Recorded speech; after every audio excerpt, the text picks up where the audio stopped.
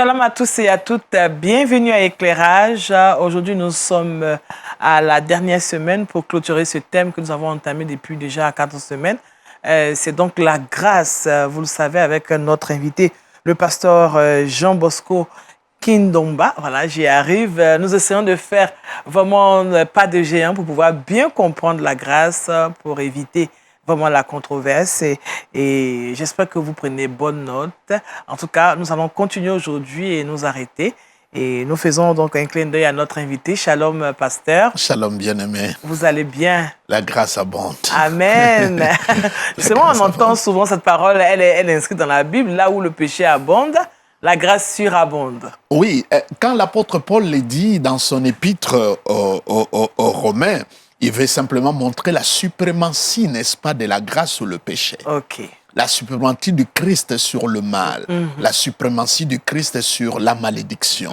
Il dit là où la grâce abonde, le péché abonde, la grâce surabonde. Cela veut dire le péché ne peut pas vaincre la grâce. La grâce nous a été donnée pour liquider, pour payer la dette, c'est pour éliminer tous les affres, toutes les conséquences, n'est-ce pas, du péché. C'est comme ça la Bible dit quelque chose de très fort que j'aime bien. Il dit Jésus-Christ s'est fait péché pour que nous devenions justice de Dieu. Jésus-Christ n'est pas devenu pécheur parce qu'il a péché parce qu'il a commis le péché. Non, non. Si Jésus-Christ n'est pas devenu péché, pas parce qu'il a commis le péché, mais comment il est devenu péché? C'est par échange. Nous avons échangé. Ça veut dire, et la Bible dit, lui, il nous a donné la justice. C'est comme ça la vie chrétienne, c'est pas une vie changée, mais c'est une vie échangée. D'accord. Christ nous donne sa vie et nous nous donnons ce que nous avons. C'est très important. Donc Jésus-Christ, si Jésus-Christ est devenu péché, pas parce qu'il a péché, moi aussi je suis juste, pas parce que je commets les actes de justice. C'est par imputation, par transfert. Donc il veut simplement montrer que quel que soit ce qui arrive, plus bas que tu peux tomber, il n'y a pas un endroit où tu peux aller que la grâce ne peut pas te chercher. C'est ça. Elle est tellement profonde, elle est tellement grande. Quand le péché abonde, la grâce surabonde. La fois dernière, vous avez pris même l'exemple du Samaritain et de cet homme qui était sur le chemin de Samarie.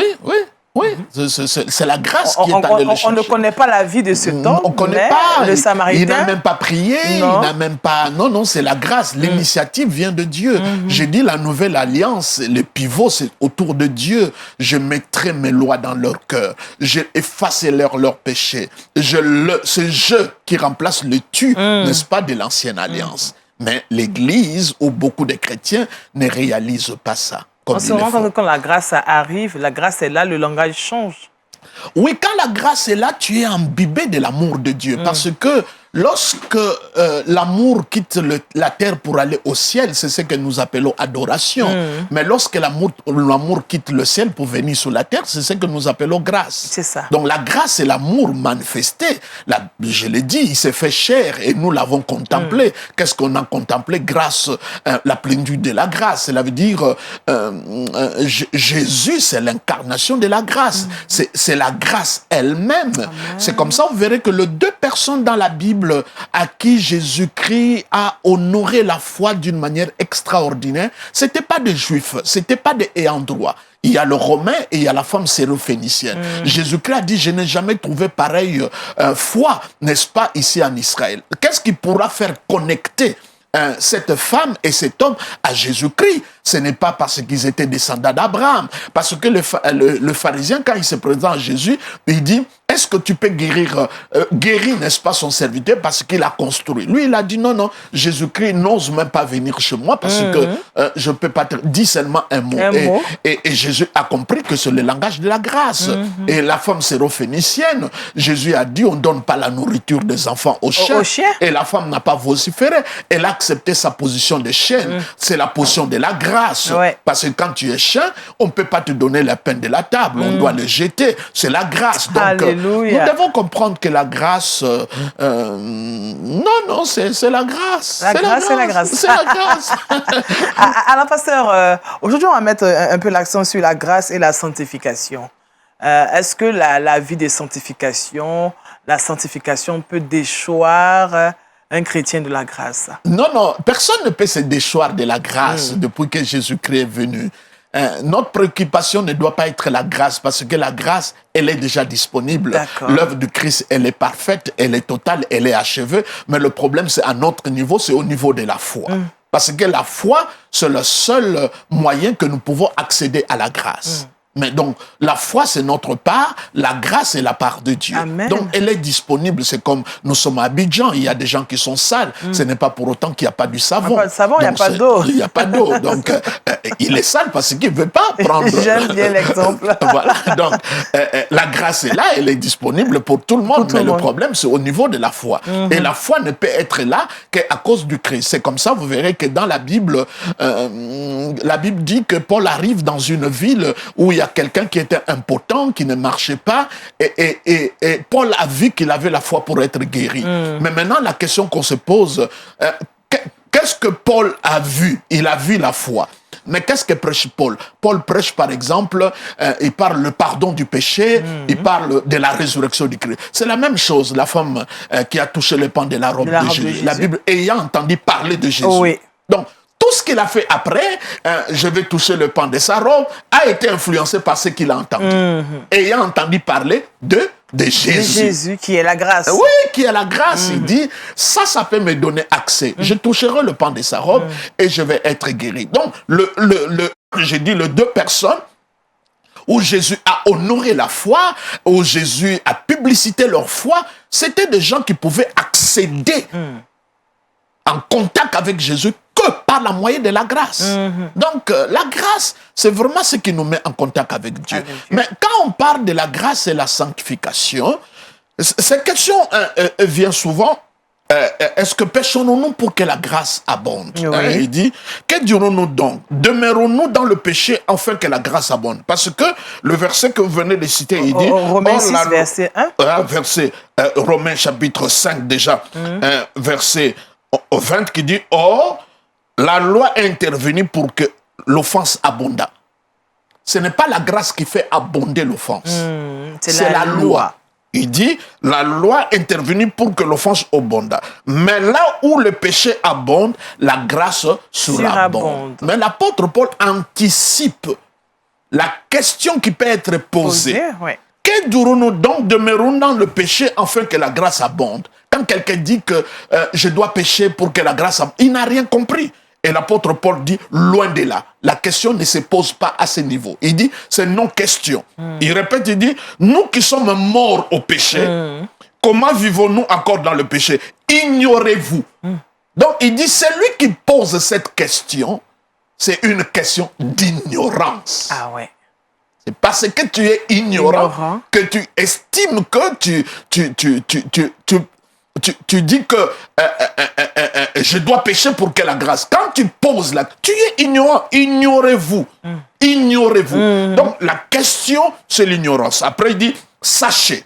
Sachez. Donc, il y a toujours question d'éclairage. Quand quelqu'un pose ce genre de questions, c'est une question d'ignorance. Mais si nous voulons parler sanctification, ma bien-aimée, chers téléspectateurs, vous savez, nous avons beaucoup de mots dans la Bible que nous avons rendu beaucoup plus laids. C'est comme le mot sanctification. Le mot sanctification, la sainteté, on l'a tellement abîmé et que ça devient une liste de péchés qu'on commet, qu'on ne commet pas. Et c'est drôle, hein? Quand quelqu'un ne commet pas l'adultère, quand quelqu'un n'est pas ceci, on dit qu'il est saint. En tout temps, la Bible, quand il définit le péché, il y a deux sortes de péchés. Le péché en commission, ce que tu commets, et le péché d'omission. Il n'y a pas de petit ni les grands. Si quelqu'un sait faire du bien, qu'il ne le fait pas, il commet un péché. Aujourd'hui, je me suis réveillé, je n'ai pas visité les prisonniers, c'est un péché. Je suis passé avec ma voiture, je n'ai pas donné l'argent aux mendiants, c'est un péché. Parce que si quelqu'un sait faire du bien, il ne le fait pas, il commet un péché. Et les gens croient que la sainteté, c'est lister le péché. Non, la sainteté, ce n'est pas une liste de péchés. La sainteté, quand les anges au ciel jettent leur couronne, ils disent Saint, Saint, Saint. Ce n'est pas qu'ils adorent Dieu parce que Dieu suit un règlement ou des lois.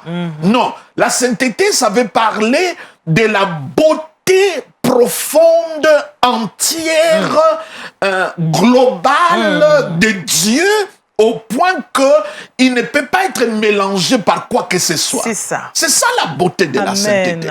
Donc, il est important quand la Bible parle dans le Nouveau Testament, la sainteté pour nous, c'est quand tu vis la vie du Christ entière. Sans rien laisser dehors.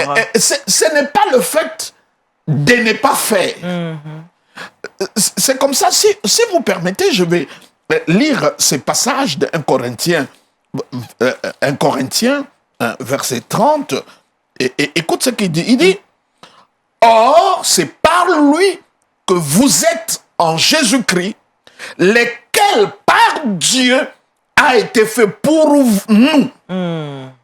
Sagesse, justice, sanctification, rédemption. Amen. C'est Jésus, notre sanctification. Mais quand aujourd'hui l'Église parle de la sanctification en termes de ne pas faire, ce n'est pas différent aux pharisiens. Ce n'est pas différent.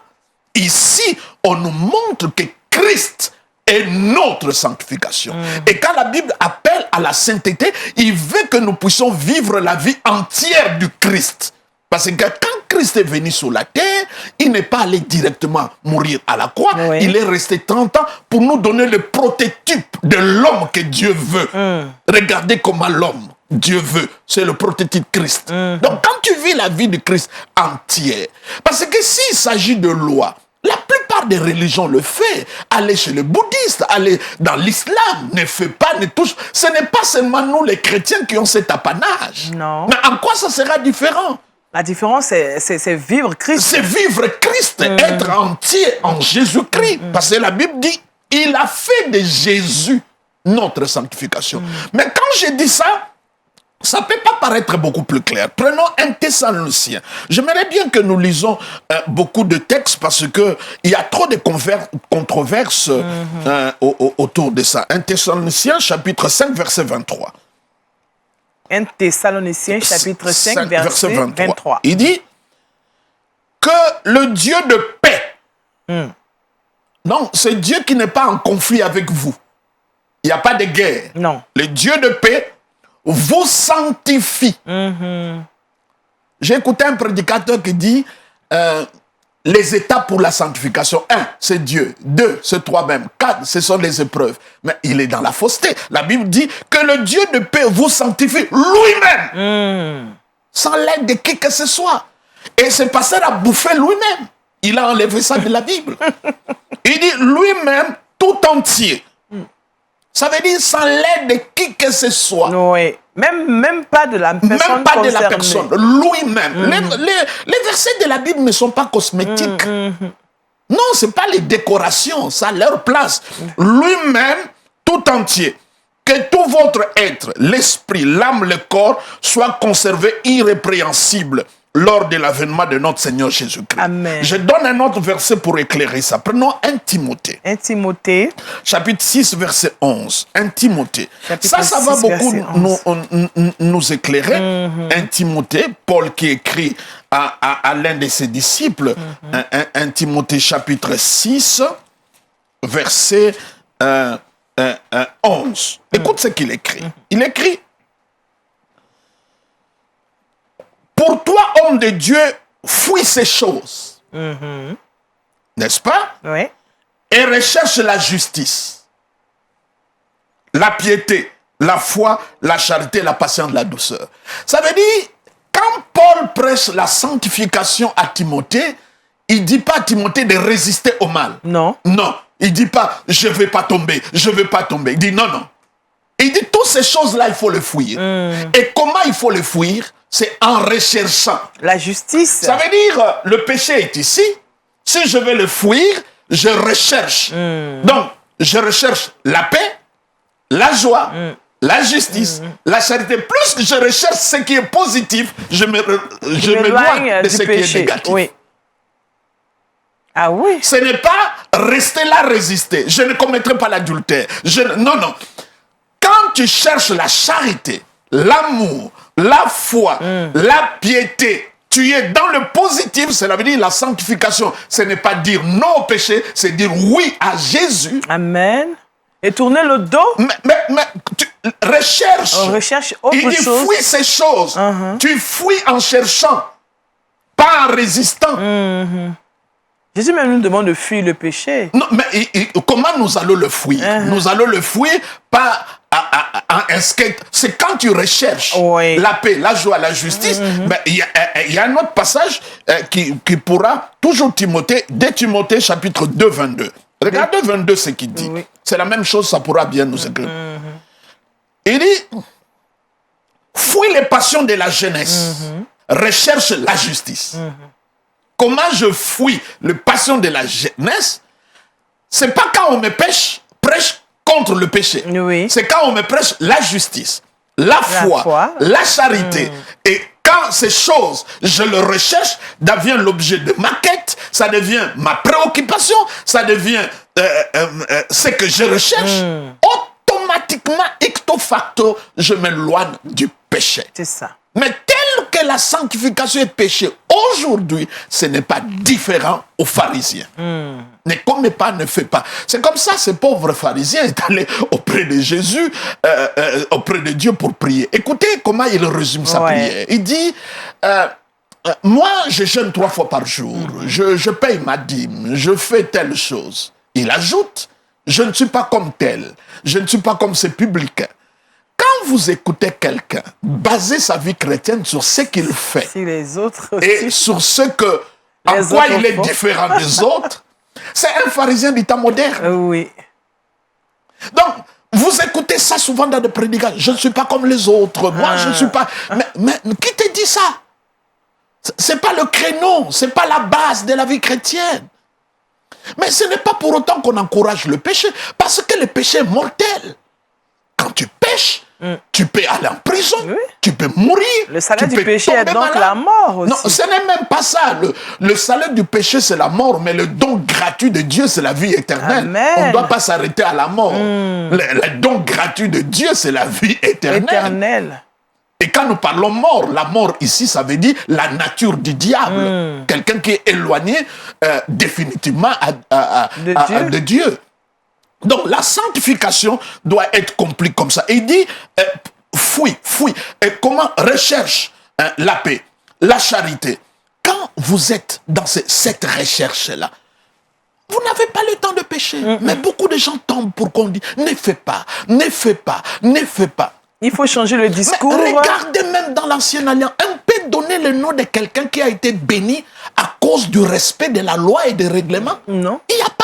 C'est comme ça que Dieu a donné la porte de sortie, c'était des sacrifices, le tabernacle. Ce n'est pas à suivre la loi qui a sauvé les enfants d'Israël. C'était le tabernacle, là où il y avait des sacrifices. Et quand on parle tabernacle, c'est Christ. Les sacrificateurs, c'est lui. Les sacrifices, c'est lui. Le tabernacle, c'est lui. C'est comme ça, quand vous allez dans le lieu très saint, il y a un endroit qu'on appelle propitiatoire. C'est comme un coffre-fort. À l'intérieur, ma bien-aimée, à l'intérieur, il y a la verge d'Aaron qui a fleuri. 2, il y a la table de la loi de Moïse. 3, il y a le vase de manne. Mais pourquoi ces 3 choses? Ce sont les 3 rébellions des enfants d'Israël. Ils ont dit à Dieu, nous sommes dégoûtés de cette manne. Deuxièmement, ils n'ont pas voulu le leadership de Dieu par Aaron. Et troisièmement, ils n'ont pas obéi à la loi et Moïse a cassé ça. Mais qu'est-ce que la Bible dit? Il y a un propitiatoire. Donc quand Dieu descend, il ne voit pas le péché. Il voit la couverture, là où il y avait le sang. Mais combien de prédicateurs que nous avons aujourd'hui qui prêchent sans propitiatoire? Sans le couvercle. Il y avait le couvercle, et là il y avait le sang, on dit propitiatoire. Il y avait des chérubins de part et d'autre. Quand Dieu descendait, il ne descendait pas à un autre endroit. C'est sur le propitiatoire. Et depuis qu'on prêche ce qu'on prêche, quel type de chrétien que nous avons? Pourquoi nous ne pensons pas que ce que nous prêchons, c'est ce qui produit les genres de chrétiens qu'on a aujourd'hui? Ne devons-nous pas changer? Changer les discours, changer de message, remettez Jésus-Christ. Il a fait de Jésus sanctification. Moi, je connais dans mon pays, il y a des gens, il est dans la magie et le fétiche, il ne touche pas les femmes. Vous n'allez pas dire qu'il est sanctifié. C'est le fétiche qui lui dit, toi, si tu veux avoir assez de pouvoir, ne touche à aucune femme. Dites-vous qu'il est sanctifié alors. La sanctification, c'est vivre l'entièreté, la totalité, de la vie de Christ. Amen. Quand on les célèbre, le culte là au ciel, saint, saint, saint. Donc il voit sa beauté, comment il est entier, comment il est grand, comment il est parfait dans ses perfections. Et quand vous lisez Jude, je vais terminer par là, oui, toujours Jude. Par rapport à la sanctification. Écoute, Jude dit quelque chose, dit, or, à celui qui peut vous préserver de toute chute. Ouais, toute chute. C'est pas moi, c'est lui qui me préserve. C'est celui qui nous préserve. C'est lui. C'est lui. Celui qui nous préserve de toute chute va vous faire paraître devant sa gloire irrépréhensible dans l'allégresse. Amen. Et verset 25, j'aime bien. C'est un cantique extraordinaire. À Dieu seul. Soit la gloire. Pas moi, à Dieu seul. Parce que si tu veux que Dieu se glorifie dans ta vie, ça peut être que la grâce. Oui. Mais s'il y a un peu de toi, en quoi Dieu se glorifie? Non, non. Si c'est seulement Dieu qui doit se glorifier, mais ça peut être que la grâce. Et il dit à Dieu seul, notre Sauveur, par Jésus-Christ notre Seigneur, soit la gloire, majesté, force, puissance, dès avant tout le temps, et maintenant et tous les siècles. Amen. Amen. Lui seul. À lui, c'est sur la gloire. Alors, pasteur, ça veut dire qu'on parle de Et quand on dit rechercher la sanctification, ça veut dire rechercher cette vie entière de beauté de Christ. La beauté de Christ. Ce n'est pas une liste. Il faut refléter la beauté de Christ. On ne peut pas réduire la vie de chrétienne à une liste de choses à faire et de ne pas faire. Mais quand même, les 10 commandements existent. Mais ce n'est pas pour nous, c'est caduc. D'accord. Je te dis, les 10 commandements est caduc. Parce que nous ne prions pas les jours de sabbat. Non. Si nous allons à la lettre par rapport aux 10 commandements, qui va résister? Non. C'est caduc. Jésus-Christ est venu mettre fin à la loi. D'accord. On appelle ça, la loi est venue pour nous condamner. C'est le ministère de la condamnation. C'est comme ça que Paul le dit dans Corinthiens. Alors que la grâce vient nous affranchir. La grâce c'est Christ. La grâce, la Bible dit celui qui veut régner, il a besoin de l'abondance de la grâce. Amen. Et pour avoir l'abondance de la grâce, il faut parler de Jésus. Amen. Parce que pourquoi vous êtes fatigué de parler de Christ? Paul n'a prêché que lui.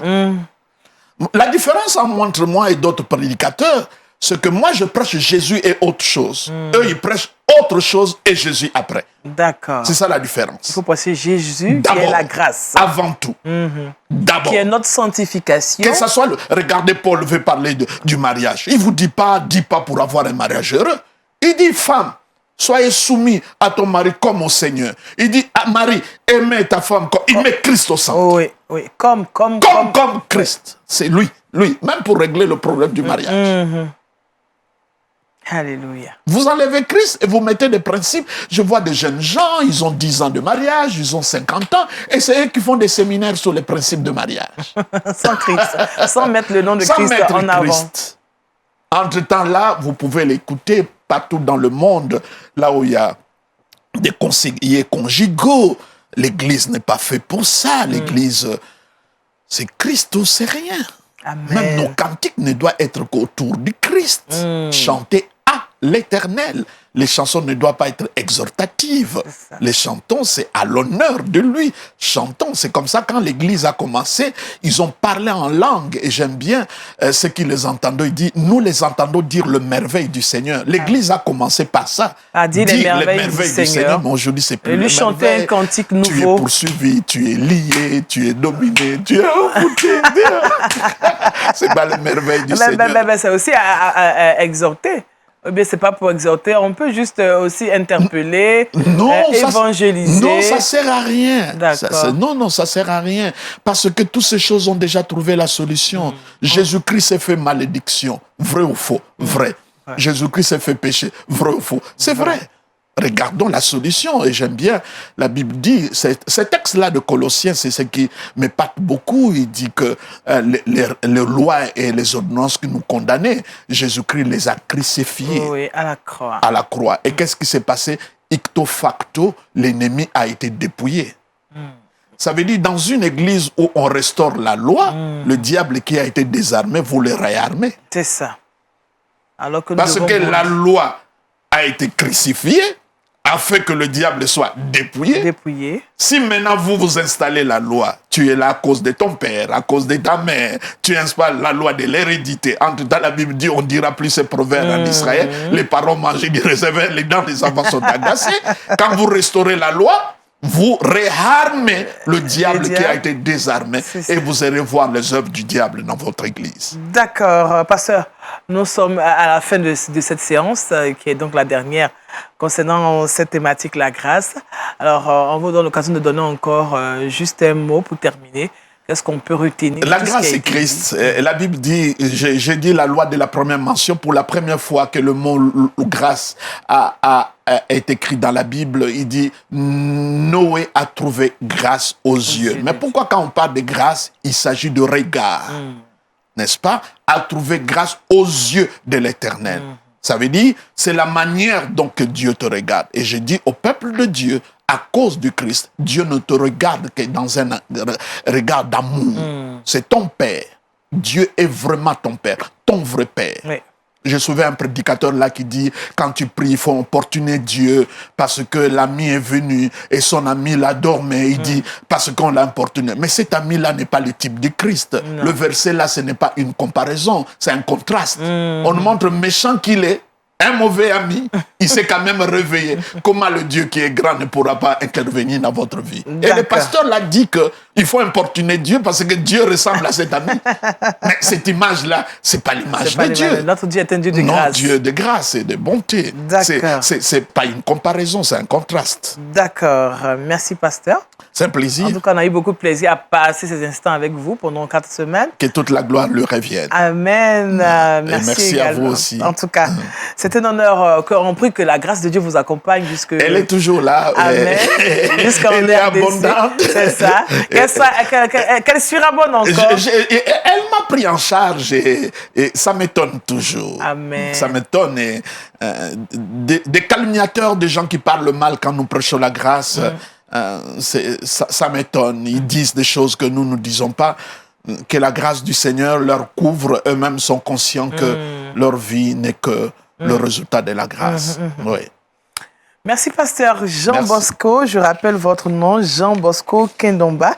Il est donc de la RDC. On a eu du temps à passer avec lui. On a pu comprendre ce qu'est la grâce, ce que la grâce n'est pas. En tout cas, nous, ça a été un grand plaisir pour nous de passer 4 semaines à parler de la grâce. On se dit au revoir. Au revoir, bon retour aussi à vous, pasteur. Merci beaucoup. Et puis, que Dieu vous bénisse. Amen. Dieu bénisse votre ministère. Amen. Voilà. Amen. Amen. Vous aussi, soyez bénis. Et puis, on se donne rendez-vous la semaine prochaine pour parler encore d'autres thèmes. D'ici là, soyez bénis encore et encore. Au revoir.